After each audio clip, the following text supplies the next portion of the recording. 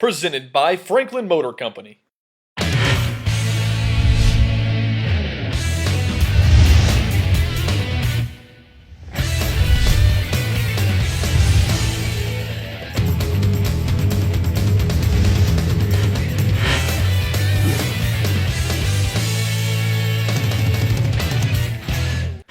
All right, folks, welcome to the Sports Source Highlight Show presented by Franklin Motor Company. Visit them at franklinmotorstn.com or give them a call today. We'll start off with Spring Hill at White House. We said this game would determine whether the Raiders were for real or not. Well, I was reminded they are for real. A couple fans letting us know that the Raiders put it on White House on Friday night. Here's Malcolm Nicholson. He had a big game last week. He continues his strong streak of games, scoring twice on the ground and then catching a pass here and getting into the end zone for the two-point conversion attempt to put the Raiders up 14-7, and he's still not done. Nicholson again into the end zone. This game was all Spring Hill. The Raiders, remember last season, and I hate to bring it up again for the Spring Hill fans listening, 1-9 last year under first-year coach Tom Turchetta. Did you see Nicholson score another touchdown? Here this season in 2014, they already have 4 wins. They're undefeated. As you see on the Wildcat formation, Daniel Johnson with the big run. White House unable to catch him. Raiders rolling on the road. They weren't allowing anything on defense. Only allowed 1 touchdown in their 41-7 rout. Yes, the Raiders are back and they're for real. They have a tough string of games coming up in District 12, but Tom Turchetta didn't take him long to turn that program around. Now Fairview Creekwood, and probably one of the most heartbreaking games of the week for the teams that we cover.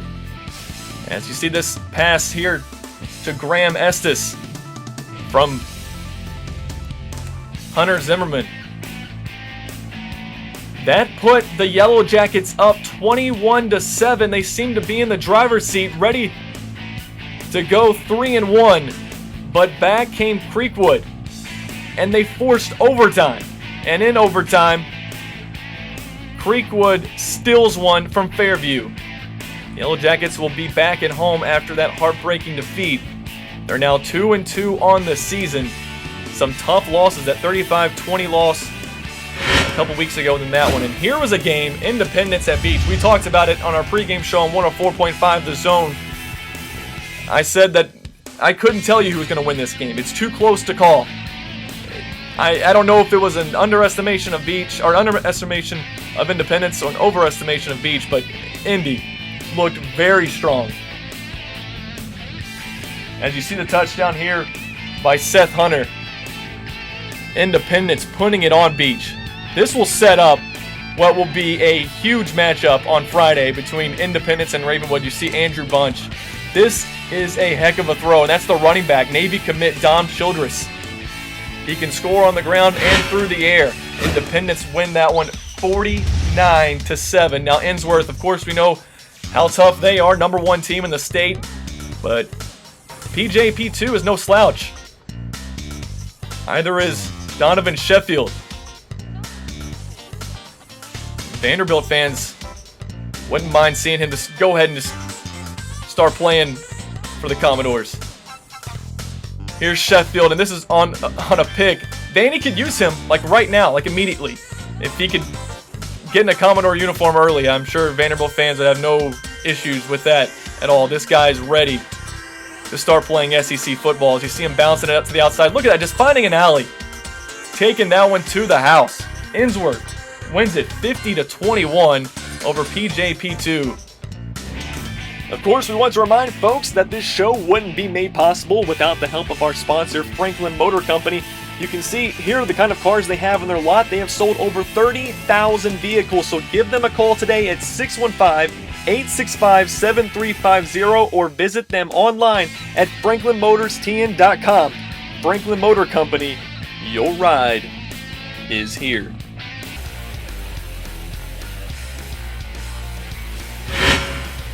Another heartbreaker for Williamson County team, Franklin McGavick. Franklin starting their comeback with Bryce Meelam with the touchdown, making it 21-14.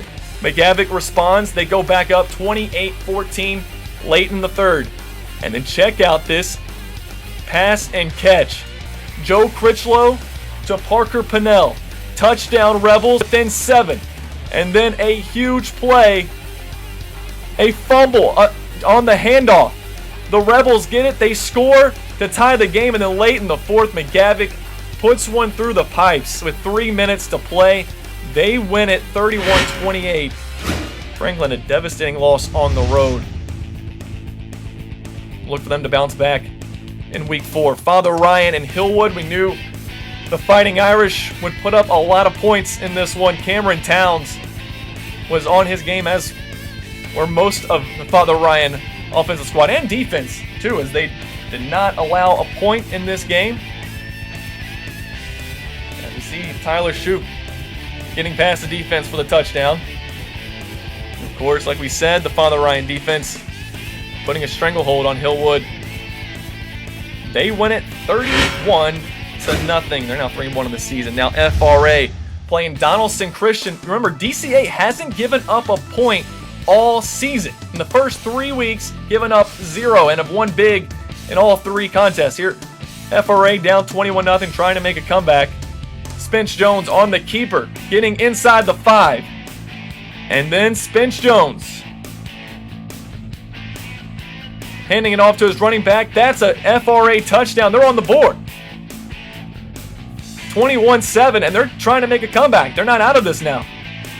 And Jones somehow finds Larry Wilhoit in the end zone off of the DCA player's helmet, but Donaldson Christian able to run out the clock and get the win 21-14 over FRA. Now to some girls soccer. Our game of the week was Ravenwood at Franklin. The Rebels winning that one 1-0. Rob Sykes provided a full report on that game. Here was another great contest. It always is between these District 12 rivals, CPA at Page. And check out this save. 2 good saves for CPA, keeping them out of the net. The Lions go on to win it 2-0.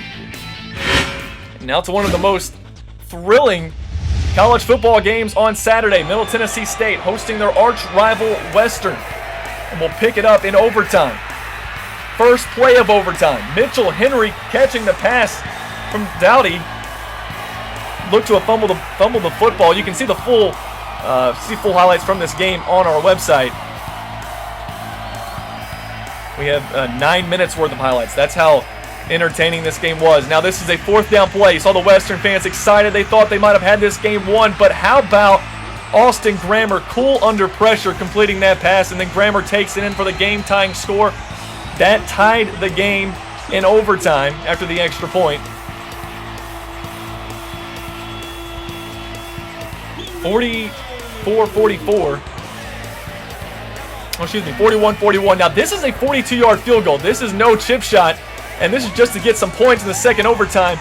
And how about that? Right down the middle.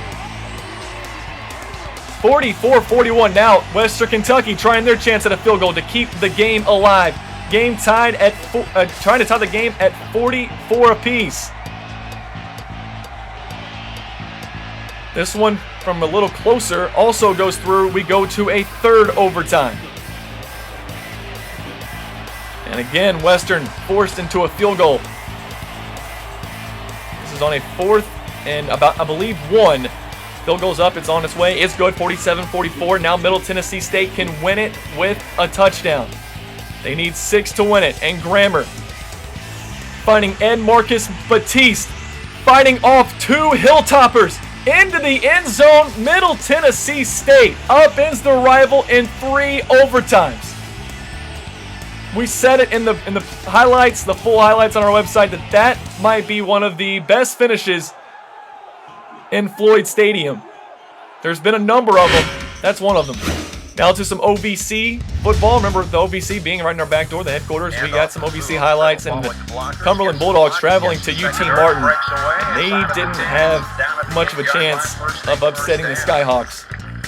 This game was all UTM. See Jaron Neal, the quarterback, starting quarterback, finding Corey Jordan from the Dillon Farm. Also kind of share snaps, and this is one heck of a play. Watch the rollout. Off-balance throw from Neal into the back corner of the end zone to Kevin Anderson. That's a top 5 nominee. No question about it. UTM wins big, 63-7. Now Morehead State traveling to EKU. Morehead State, a member of the OVC in basketball, but not yet ready for football, and that's pretty evident in this game. Deshaun Mobley. This is the first play from scrimmage. It took 20 seconds for Eastern Kentucky to get on the board. They go 61 yards in the first play and then convert a 2-point conversion to quickly go up 8-0. And this would just be a rout from then on. Now leading 18-0 into the first quarter. Yeah, they scored 25 points in the first 15 minutes. Channing Brigade, 49 yards. Diving to the end zone. Eastern wins big over Morehead as they get set for conference play. And now the top 5 plays from around Williamson County and the OVC. Of course, number 5, this was your finish of Friday night. That's Jeremiah Oatsville to Cameron Johnson for the game-winning touchdown in overtime over St. X, Ohio, a nationally ranked team. And now here's number 4. We just saw this one. How that gets through to Parker Pinnell. Just over the outstretched hands of the McGavick defender.